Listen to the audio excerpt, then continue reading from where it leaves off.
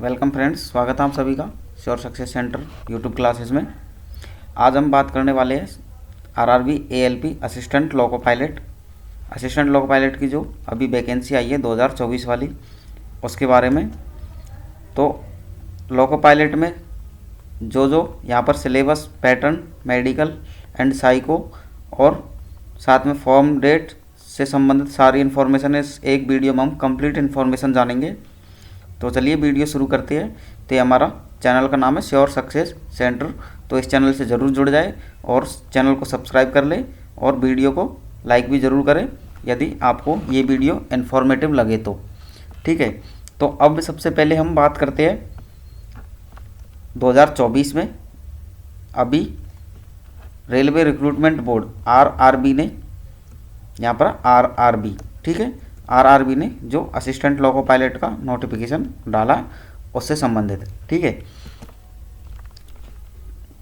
तो ये रहा assistant loco pilot RRB ALP vacancy 01/2024।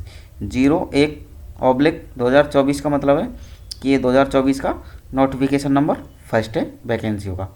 ठीक है, अब हम जानेंगे यहाँ पर एप्लीकेशन डेट, मतलब फॉर्म डेट कब से कब तक भरे जाएंगे। यहाँ पर साथ ही क्वालिफ़िकेशन क्या क्या है, कौन कौन से क्वालिफ़िकेशन वाले कैंडिडेट इसमें फॉर्म भर सकते हैं, और यहाँ पर एग्ज़ाम पैटर्न, एग्ज़ाम किस पैटर्न पर होगा और एग्ज़ाम का सिलेबस इसी सेक्शन में जानेंगे। और इधर मेडिकल एंड डीबी, मेडिकल कौन सा मेडिकल है और डीबी में क्या होगा। ठीक है, तो हम इन बेसिक चारों पॉइंटों को कंप्लीट डिटेल के साथ इस वीडियो में जानेंगे। सबसे पहला पॉइंट हमारा एप्लीकेशन डेट, ये ऑनलाइन एप्लीकेशन डेट। तो फॉर्म आपके जो असिस्टेंट लोको पायलट के 2024 वाली के 20 जनवरी 2024 से आप फॉर्म भर सकते हो। ठीक है, 20 जनवरी 2024 से। और कब तक भर सकते हैं, ये 19 फरवरी लगभग आपको एक महीने फॉर्म के लिए दिया गया है। तो 19 फरवरी 2024 को इतने बजे तक आप फॉर्म भर सकते हो। ठीक है, अब ये जो डेट है 20 फरवरी से 29 फरवरी 29 फरवरी तक आप फॉर्म में कोई भी मॉडिफिकेशन, करेक्शन कर सकते हैं। ठीक है, ये वो डेट है। ठीक है, तो यहाँ पर फॉर्म की हमने डेट जान ली, करेक्शन और फॉर्म की लास्ट डेट जान ली। 20 जनवरी से 19 फरवरी तक फॉर्म चलेंगे। अब यहाँ पर पोस्ट का नाम क्या है, असिस्टेंट लोको पायलट। ठीक है, तो ये एएलपी असिस्टेंट लोको पायलट की है। और ये किस लेवल की पोस्ट है, लेवल 2 की पोस्ट है, जो रेलवे में लेवल 1 से लेवल 6 तक पोस्ट चलती है। तो लेवल 2 की पोस्ट है, लेवल 2 की पोस्ट है। 19,900 पे ग्रेड वाली पोस्ट है। और इसमें मेडिकल स्टैंडर्ड क्या चाहिए, मेडिकल स्टैंडर्ड A1 चाहिए। अभी इनके बारे में हम मेडिकल स्टैंडर्ड के बारे में भी हम डिटेल से जानकारी लेंगे। ठीक है, और एज ग्रुप देखो, यहाँ पर एज ग्रुप 18 से 30 साल। अब ये एज ग्रुप 1/7/2024 तक, ध्यान रखना यहाँ पर 1 फरवरी नहीं है, 1/7/2024 तक जो भी कैंडिडेट इस एज में है वो फॉर्म भर सकते हैं। ठीक है, और टोटल वैकेंसी कितनी है, 5,696। अभी टोटल वैकेंसी 5,696 है। बाकी पोस्टों के बढ़ने का कुछ आसार भी दिख रहा है। ठीक है, तो पोस्ट बढ़ भी सकती है, घट भी सकती है। ये राइट्स रेलवे के ऊपर रहते हैं कि वो पोस्ट को बढ़ा सकती है, घटा सकती है, यहाँ तक कि वो पोस्ट को डिसमिस भी कर सकती है। तो ये पूरे rights RRB railway recruitment board के पास रहते हैं। ठीक है, जो वो नोटिफिकेशन में बाकायदा डिक्लेयर करती है। अब देखो, सबसे पहले मेडिकल स्टैंडर्ड क्या चाहिए, A1 में क्या क्या आता है सर। A1 में आता है कि देखो physical fit in all respects, तो जनरल फिजिकल फिट तो होना ही चाहिए। ठीक है, साथ में विजन स्टैंडर्ड, जो आँखों का विजन स्टैंडर्ड है, तो डायरेक्ट बात करें तो 6/6 चाहिए। 6/6 मतलब बिल्कुल ही सही आँख चाहिए। इसमें आँखों में कोई भी रियायत नहीं दी जाती है, तो नहीं दी जाती है, बिल्कुल भी नहीं दी जाती है।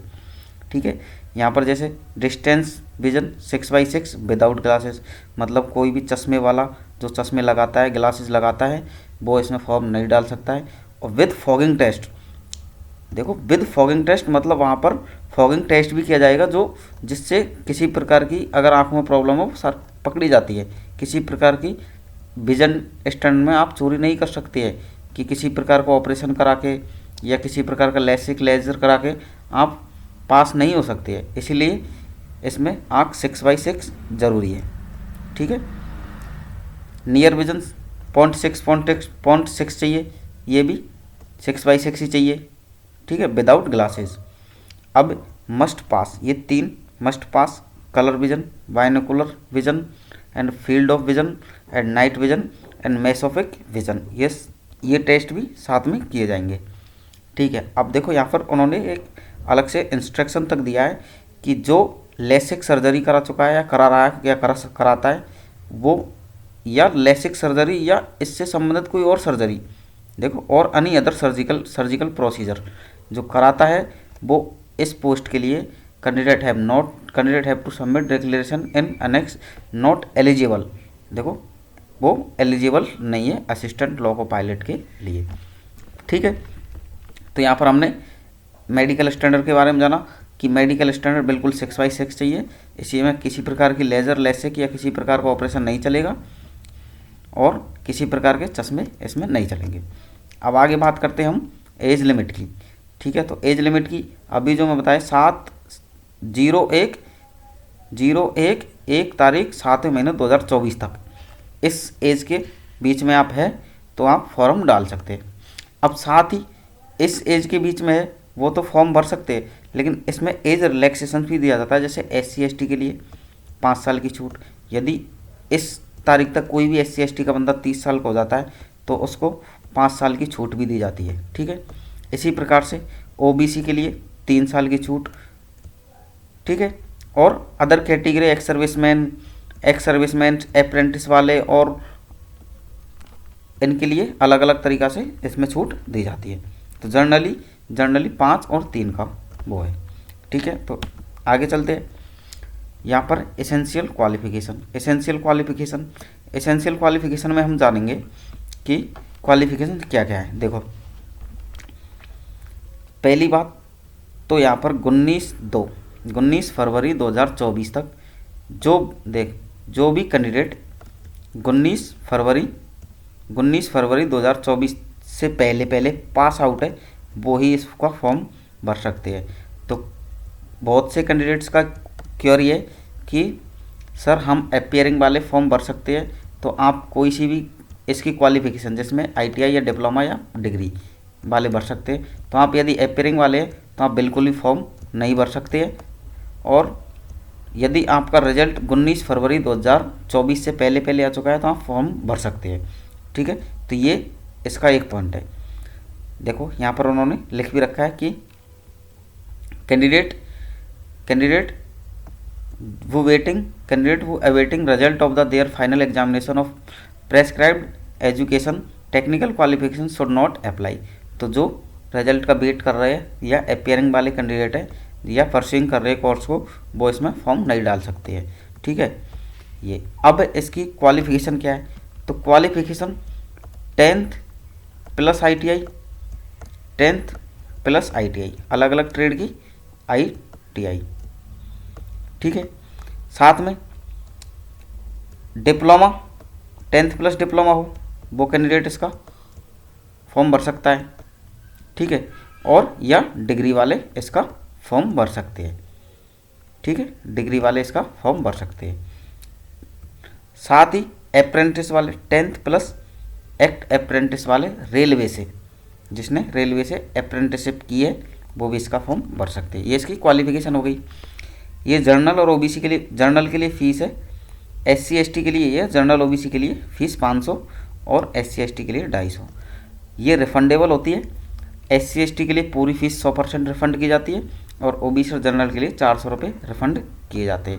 रिफंड सिर्फ उसी कैंडिडेट को की जाती है जो प्री एग्ज़ाम में या CBT फर्स्ट एग्ज़ाम में बैठता है। ठीक है, 500 रुपये लगे जर्नल OBC वालों के लिए, तो ये 400 रुपये उनको रिफंड होंगे यदि वो CBT फर्स्ट में बैठते हैं तो। ठीक है, सेम SC/ST कैंडिडेट्स को 250 रुपये का 250 रुपये रिफंड होंगे यदि वो CBT फर्स्ट में बैठते हैं तो। ठीक है, आगे चलते हैं। आगे है रिक्रूटमेंट प्रोसीजर। क्या है रिक्रूटमेंट प्रोसीजर? है कि सबसे पहले होगा CBT फर्स्ट, आगे होगा CBT सेकंड, और फिर होगा CBAT जिसे हम साइको टेस्ट भी कहते हैं, उसके बाद DV documents verification and medical, फिर आएगा आपका फाइनल पैनल आएगा। फाइनल पैनल में फिर आपको डिवीज़न अलॉट कर दिए जाएंगे। ठीक है, ये होता है। अब CBT फर्स्ट देखो एक बार मैं यहाँ पर CBT फर्स्ट में जो क्वालिफाई करेंगे वो CBT सेकंड में इंक्लूड होंगे, CBT 2 में इंक्लूड होंगे। CBT 2 में जो इंक्लूड होंगे, CBT 2 के बाद वो कैंडिडेट साइको देंगे। ठीक है, साइको देंगे। साइको देने के बाद वो DV के लिए एंड DV और मेडिकल साथ में ही होता है, तो DV एंड मेडिकल के लिए बुलाए जाएंगे। DV और मेडिकल में जो कैंडिडेट पास है उनका फाइनल पैनल डाल दिया जाता है। ठीक है, इस प्रकार से सिलेक्शन प्रोसीजर होती है। ठीक है, अब हम बात करते हैं। देखो यहाँ सबसे पहले आपने फॉर्म अप्लाई किया असिस्टेंट लोको पायलट के लिए। ठीक है, कब से कब तक? 20 जनवरी से 19 फरवरी तक फॉर्म अप्लाई कर दिया। उसके बाद आपकी एग्ज़ाम डेट साइट पर, जो रेलवे की ऑफिशियल साइट है वहाँ पर डाल दी जाएगी, और आपको सारी इन्फॉर्मेशन ईमेल SMS के थ्रू अपडेट करा दी जाएगी कि आपकी एग्ज़ाम कब है, एडमिट कार्ड आ गए हैं। ये सारी इन्फॉर्मेशन आपको ईमेल और SMS के थ्रू भी अपडेट करा दी जाएगी। अब आपके एडमिट कार्ड आने के बाद आप CBT फर्स्ट एग्ज़ाम दोगे। CBT फर्स्ट जिसे टीयर फर्स्ट भी बोल सकते हो। CBT फर्स्ट दोगे। जो CBT फर्स्ट कौन देगा? जिसका एप्लीकेशन फॉर्म जिसने भरा है सही तरीक़ा से, वो सारे CBT फर्स्ट देंगे। CBT फर्स्ट में वैकेंसी का 15 गुना वैकेंसी का 15 गुना पास करेंगे CBT सेकंड के लिए। ठीक है, यहाँ पर सिलेक्शन प्रोसीजर को आप अच्छे से समझ लें। जो नए कैंडिडेट है वो थोड़ा सा कंफ्यूज हो सकते हैं, तो एक बार अच्छे से ध्यान से दें। CBT फर्स्ट दिया, ठीक है, अभी उसमें कितने क्वेश्चन आएंगे वो डिस्कस करेंगे। CBT फर्स्ट दिया, फिर CBT सेकंड के लिए आप 15 गुने कैंडिडेट्स में आ गए। ठीक है, अब CBT सेकंड में आपको फिर CBT थर्ड, या जैसे हम साइको टेस्ट भी बोलते हैं, वो यहाँ पर है, जिसमें आप 8 गुने कैंडिडेट में आ गए। साइको देने के लिए सिर्फ वैकेंसी का 8 गुने कैंडिडेट जाएंगे।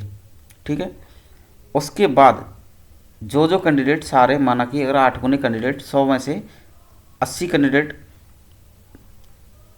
8 गुने कैंडिडेट वहाँ पर गए CBT सेकंड या CBT थर्ड या साइको देने के लिए, तो साइको में जो कैंडिडेट पास है उनका DV मेडिकल क्लियर होके उनको फाइनल पैनल डाल दिया जाता है। अब देखो CBT फर्स्ट में क्या होता है? 75 क्वेश्चन आएंगे, 75 क्वेश्चन आएंगे। पेन का कलर चेंज करते हैं। CBT फर्स्ट में 75 क्वेश्चन आएंगे। 60 मिनट का होगा प्री पेपर, और 75 मार्क्स आपको दिए जाएंगे। ठीक है, और ये पूरा नॉन टेक वाला होगा। ठीक है, नॉन टेक वाला होगा। अब सबसे मेन बात है कि ये क्वालिफाइंग इन नेचर होगा। क्वालिफाइंग नेचर मतलब कि सिर्फ ये आपको पास करना है। इसमें जो क्राइटेरिया रहता है कि 40%, 30% और 25% वाला, 40 UR के लिए, 30 SC/ST के लिए एंड 25 ST के लिए। तो ये इतने % नंबर आपको कम से कम लाने होते हैं। तो ये क्राइटेरिया आपको पास करना है। बाकी 15 गुने के हिसाब से कट ऑफ इसकी जाएगी। ठीक है, ये तो मिनिमम क्वालिफिकेशन नंबर है, कट ऑफ तो आपकी इसके हिसाब से जाएगी। ठीक है, अब यहाँ पर है CBT सेकंड। यहाँ पर आपने क्वालिफाई किया 75 question, 60 minute, 75 marks non tech वाले सेक्शन में। अब आपका CBT सेकंड होगा। CBT सेकंड में क्या होगा? CBT सेकंड में सर 2 पार्ट होंगे, पार्ट 1 एंड पार्ट 2। अब सर पार्ट 1 90 मिनट का होगा, 100 क्वेश्चन होंगे। पार्ट B 60 मिनट का होगा, 75 क्वेश्चन होंगे। अब देखो ये 75 क्वेश्चन है ना, ये आपके टेक्निकल वाले होंगे। टेक्निकल वाले कौन सी टेक्निकल वाले, जो आप भर रहे हो उसमें, जैसे फिटर वालों के लिए फिटर आएगा, इलेक्ट्रिशियन वालों के लिए इलेक्ट्रिशियन, इलेक्ट्रिकल वालों के लिए इलेक्ट्रिकल, और अदर जो जो डीजल मैकेनिकल सारे उसमें उनका सिलेबस आएगा। और पार्ट ए में 100 क्वेश्चन जो होंगे वो आपके नॉन टेक के होंगे। नॉन टेक में क्या क्या आएगा, मैथ, रीजनिंग, जीके, साइंस। ठीक है, नॉन टेक। ठीक है, ये नॉन टेक का हो गया। अब CBT 2 में आपने दोनों पेपर दे दिए, ये सेम डे लगेंगे दोनों।